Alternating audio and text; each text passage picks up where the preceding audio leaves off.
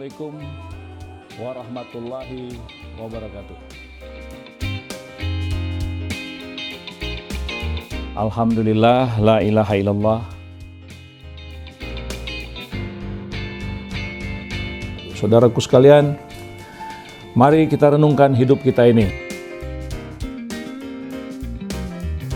Kita kan harus tahu nih, emang kita memilih tokoh-tokoh itu.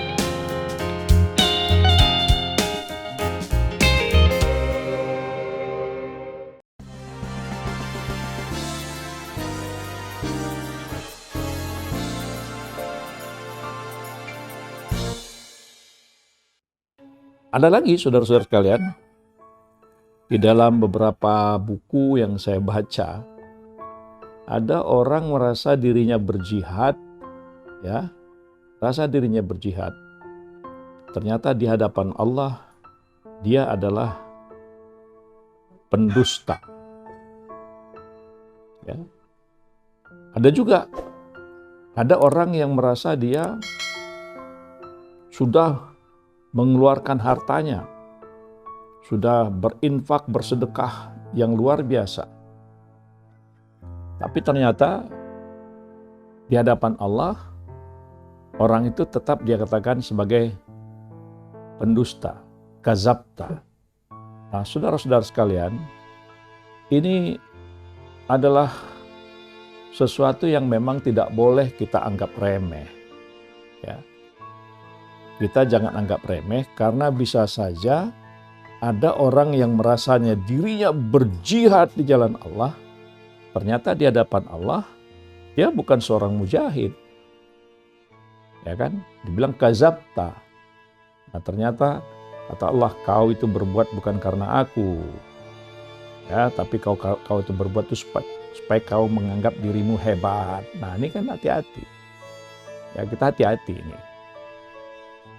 Begitu juga dia merasa sudah banyak memberi, ya kan? Nah, tapi di hadapan Allah dia berdusta juga. Kenapa? Karena dia memberi itu bukan karena Allah, tapi supaya orang melihat dia sebagai seorang yang dermawan.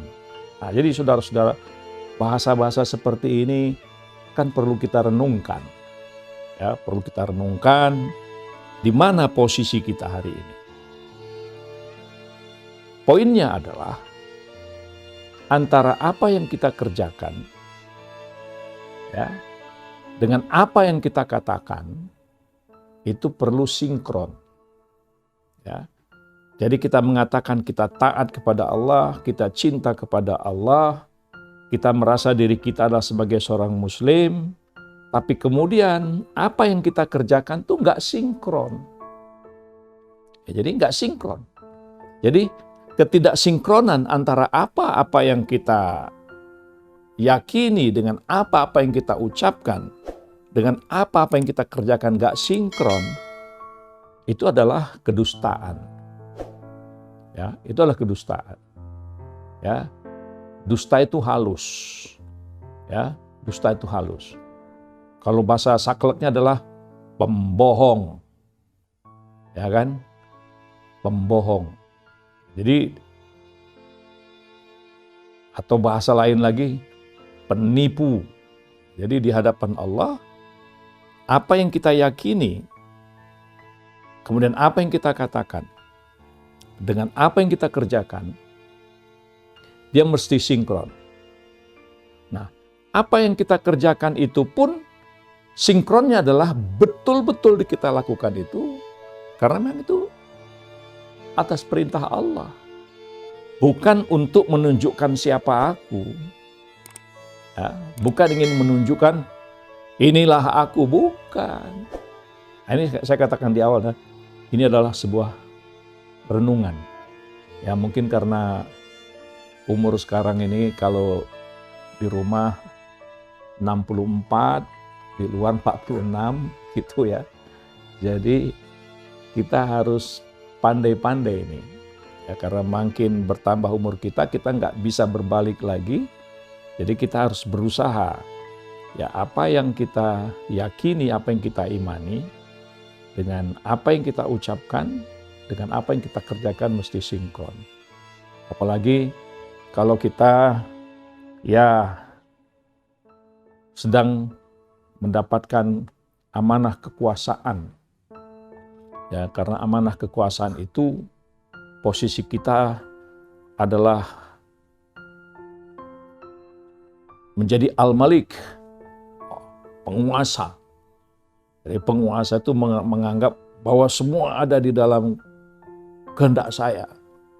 Nah, sehingga kadang-kadang kita lupa, kita lupa apa yang kita kerjakan itu nggak sinkron dengan apa yang kita yakini. Nah, oleh karena itu saudara-saudara sekalian, kalau kita